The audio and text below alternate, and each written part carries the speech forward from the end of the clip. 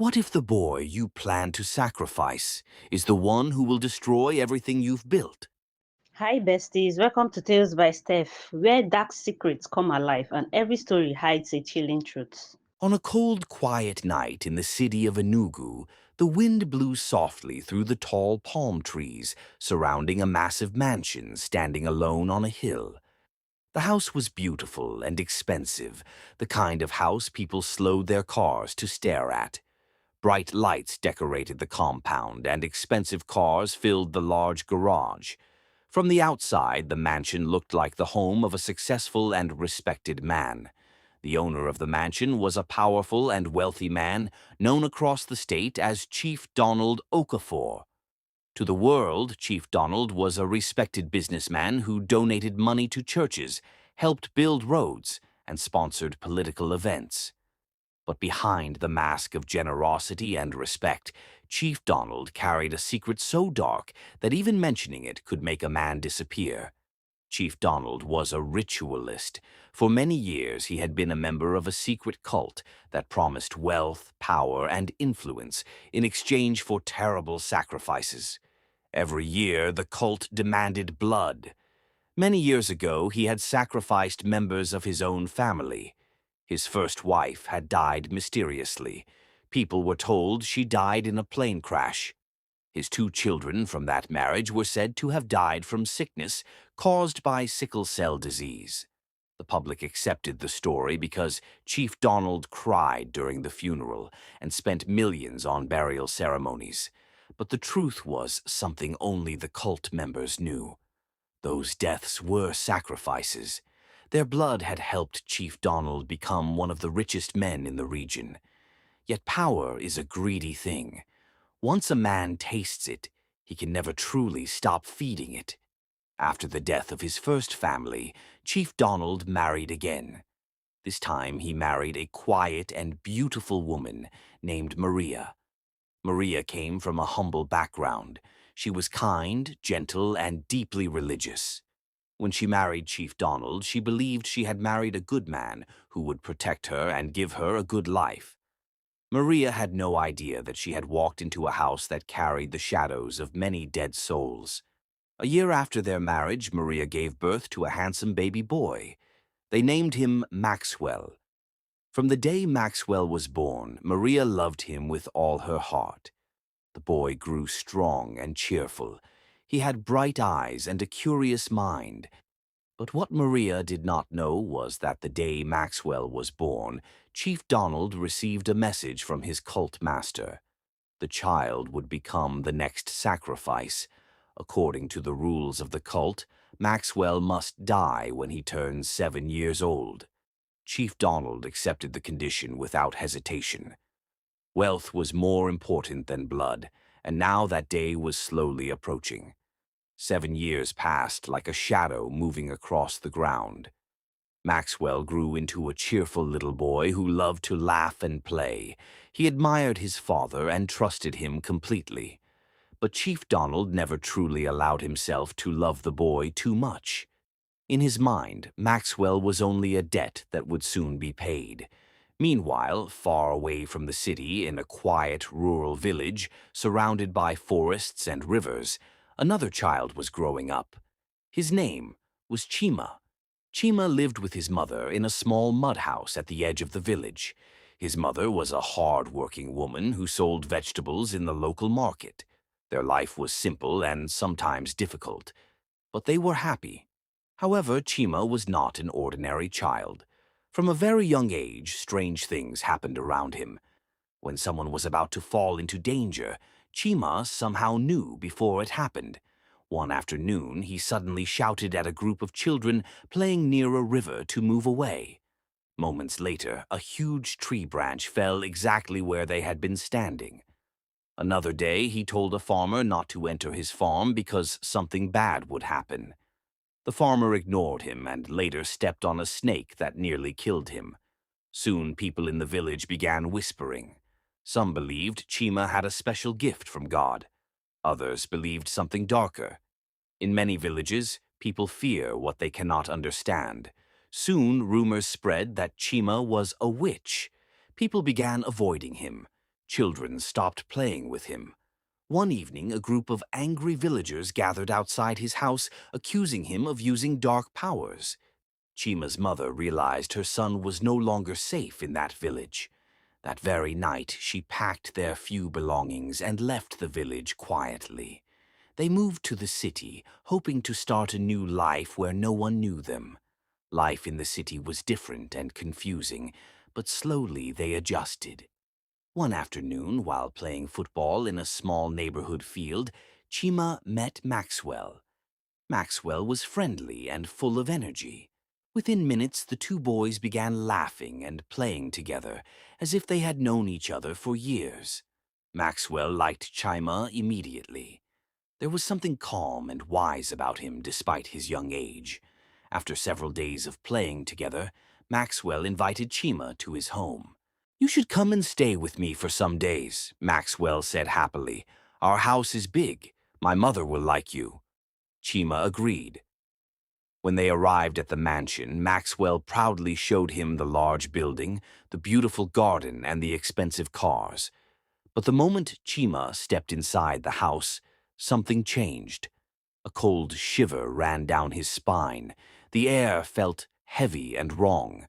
His heart began beating faster. He could hear whispers, not with his ears exactly, but inside his mind.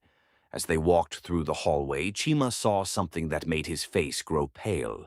Spirits. Some stood in corners, staring silently.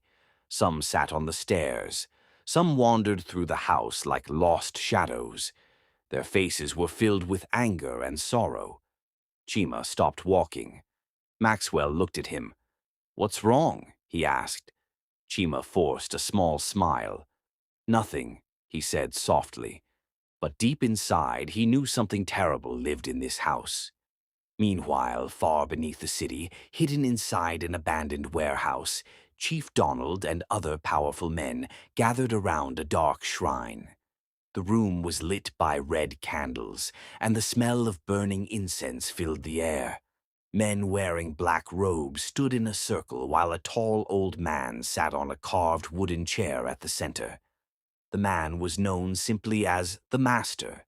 His voice was cold and deep. "The time is near," he said slowly. "Chief Donald, your son turns 7 tomorrow night." Chief Donald bowed his head respectfully. "Yes, Master." The Master's eyes glowed in the candlelight. "You know what must be done." The men in the room began chanting softly. Chief Donald nodded slowly. "My son will be ready." But neither Chief Donald nor the cult members knew that in his mansion, the boy they feared had already arrived. A gifted child who could see the truth hidden behind the walls. And very soon, the secrets of that house would begin to unravel. The night Chima arrived in the mansion, he barely slept. The house was quiet, but it was not the peaceful quiet of a normal home. It was the kind of silence that felt alive, like something was watching from the shadows. Maxwell slept comfortably on the other bed in the room, breathing softly like a child without worries. But Chima sat upright, his eyes open in the darkness. Every corner of the room felt heavy. Every wall seemed to whisper. As the moonlight entered through the window, Chima could see faint shapes moving slowly across the floor. They were not people, but they were not nothing either. They were spirits. Some of them stood close to the walls, their faces pale and full of sadness. Others simply stared at Chima as if they were begging for help. One spirit moved closer, the figure of a woman whose eyes looked empty and tired. Chima felt his heart pound inside his chest. He had seen spirits before, but never this many in one place. The woman's spirit raised her hand slowly and pointed toward the large hallway outside the room. Chima understood immediately. This house was not just haunted, it was cursed. Somewhere inside it, terrible things had happened. Very terrible things. Early the next morning, Maxwell woke up excited. "Good morning," he said cheerfully, stretching his arms. Chima forced a smile, but his eyes looked tired. Maxwell quickly noticed. "Did you sleep well?" he asked. Chima hesitated. For a moment, he did not know how to explain what he had seen. But deep inside him, something told him he could trust Maxwell. Max, your house is not normal, Chima said quietly. Maxwell frowned. What do you mean? Chima lowered his voice. There are many spirits here, dead people. They are everywhere in this house. Maxwell stared at him, confused. Spirits? He asked slowly. Chima nodded. They are not happy. Something bad happened to them here. Maxwell felt a strange chill run through his body. Are you serious? Maxwell whispered. Chima looked directly into his eyes. Yes. And Max, I think your father is the reason. Maxwell's heart skipped. My father? He asked in disbelief. Chima nodded slowly. Your father is a ritualist. Maxwell immediately stood up. No, that's not possible, he said quickly. My father is a good man. Everyone respects him. Chima remained calm. Sometimes people hide who they really are. Maxwell was silent for a long time. Something deep inside him was struggling between fear and trust. Finally, he spoke softly. Let's tell my mother. Later that afternoon, Maria was in the kitchen preparing lunch. The moment she saw Chima, she smiled kindly. She had liked the boy from the moment Maxwell brought him home. There was something peaceful about him. Chima, come and eat, she said warmly.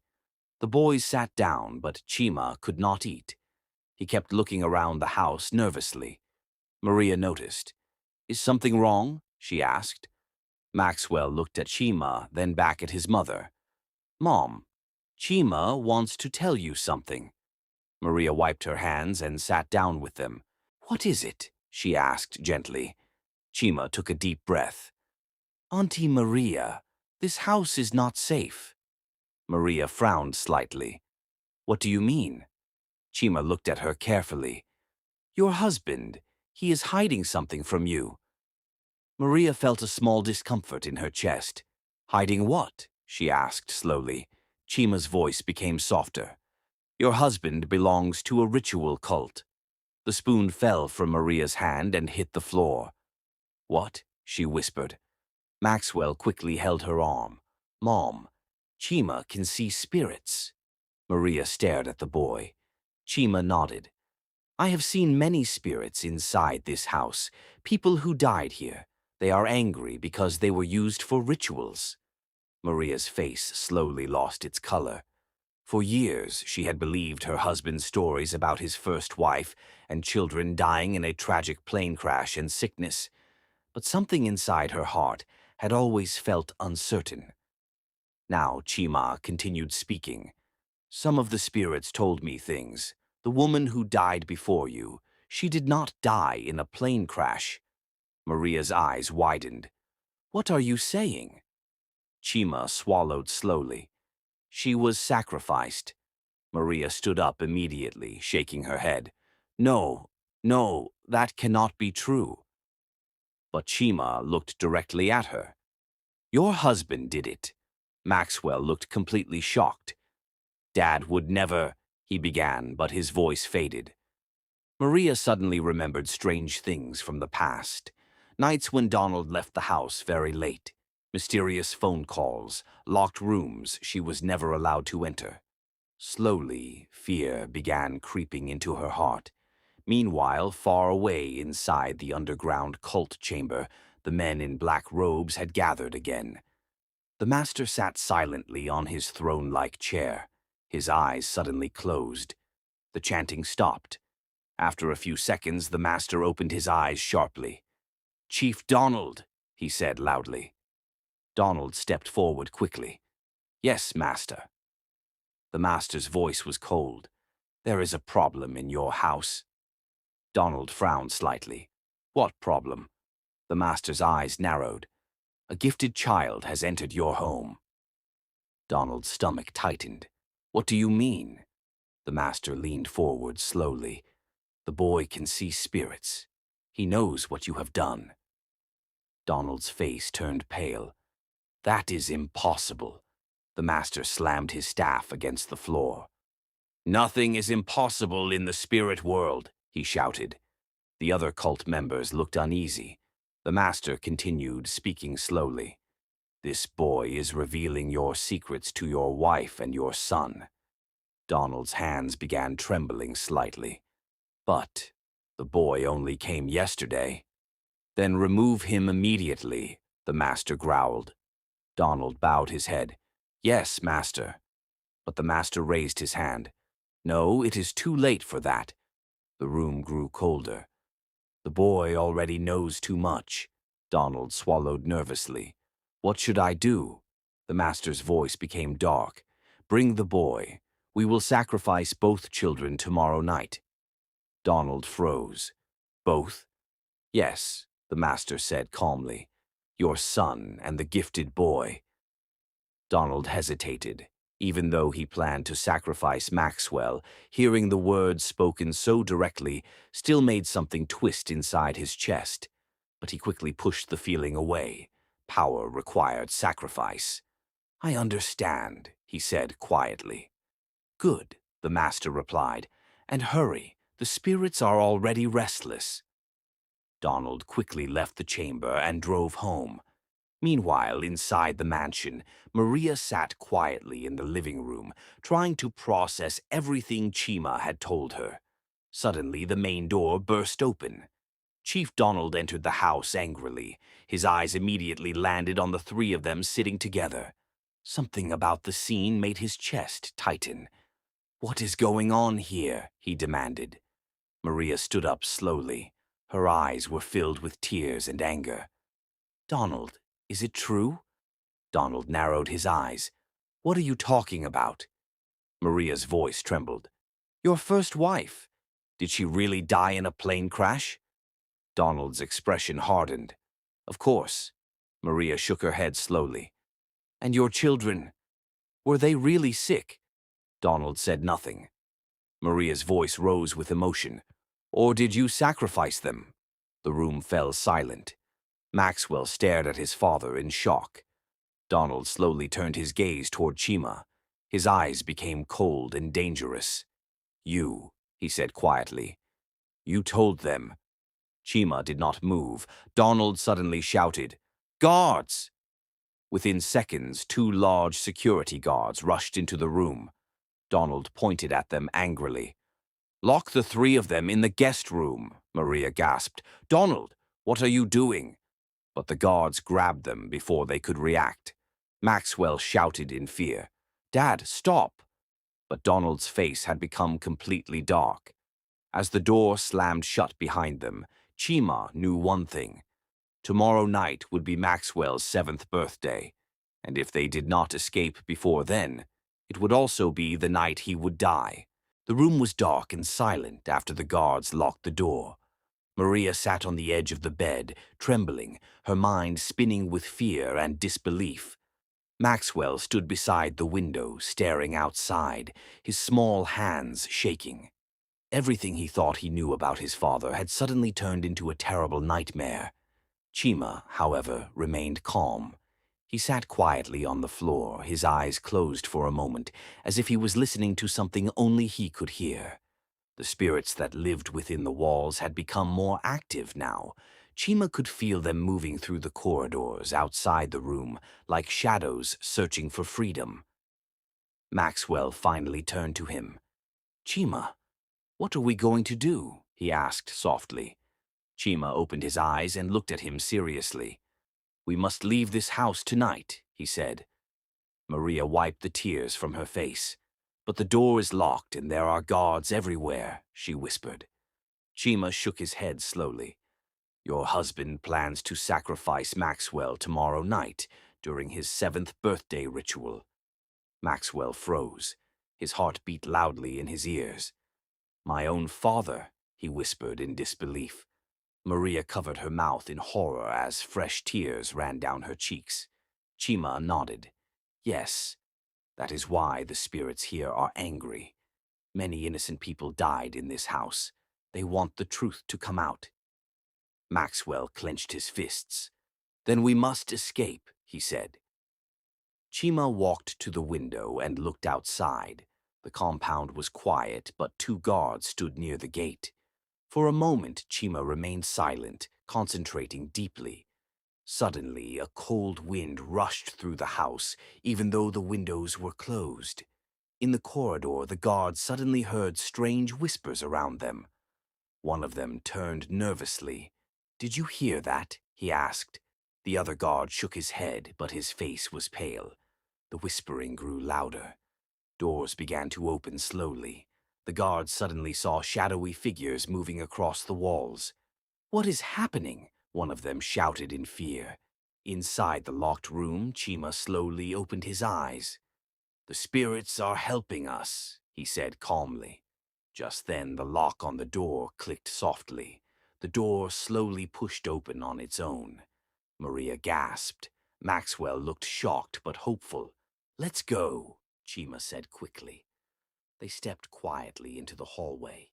The guards had already run toward the other side of the house, terrified by the strange supernatural disturbance. Chima led Maria and Maxwell through a back corridor toward the garden exit. The night air outside felt fresh and alive. They ran quickly through the compound and climbed over the back fence into the quiet street beyond.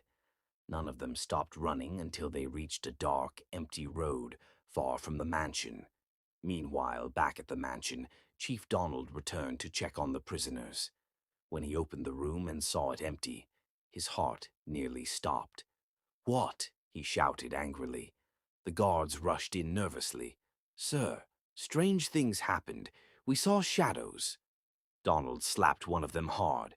"Fools!" he roared. He immediately grabbed his phone and called the master. The call connected almost instantly. "Master, they escaped," Donald said breathlessly. The line was silent for a few seconds. Then the master spoke slowly, his voice colder than ice. "You allowed the sacrifice to escape." Donald swallowed nervously. "I will find them." The master's voice thundered through the phone. "You have broken the covenant." At that exact moment, in the underground cult chamber, the candles suddenly burned brighter. The master stood up slowly while the other cult members watched silently. "The ritual cannot wait," he said. "A sacrifice must still be made tonight." Donald felt fear crawl through his body. "Master, please, give me time." But the master interrupted him. "The spirits demand payment." The call ended. In the silent chamber, the master raised his staff and began chanting ancient words. Inside his mansion, Chief Donald suddenly screamed. The guards rushed toward him but stopped in shock. Donald collapsed to the floor, clutching his chest as if invisible hands were squeezing the life out of him. Within seconds, the powerful and feared ritualist stopped moving. His time had come. Far away from the mansion, Maria, Maxwell, and Chima sat quietly inside a small roadside restaurant where they had stopped to rest. Maria held Maxwell tightly in her arms, grateful that her son was still alive. She looked at Chima with deep gratitude. "You saved my child," she said softly. Chima smiled gently. "I only listened to what the spirits wanted." Maxwell looked at his friend. "Where will we go now?" he asked. Maria took a deep breath. "Anywhere far from that house," she said firmly. "We will start a new life." The night slowly became calm again, but deep in the spirit world, the restless souls trapped in Chief Donald's mansion had finally found peace, and the gifted boy who could see them had helped bring justice to the darkness. Evil may hide behind wealth and power, but the truth always finds a way to come out. No matter how powerful someone becomes through wickedness, their actions will eventually destroy them. Goodness, courage, and truth will always protect the innocent and overcome darkness. Thanks, guys, for watching. Please subscribe, like, and comment for more interesting stories.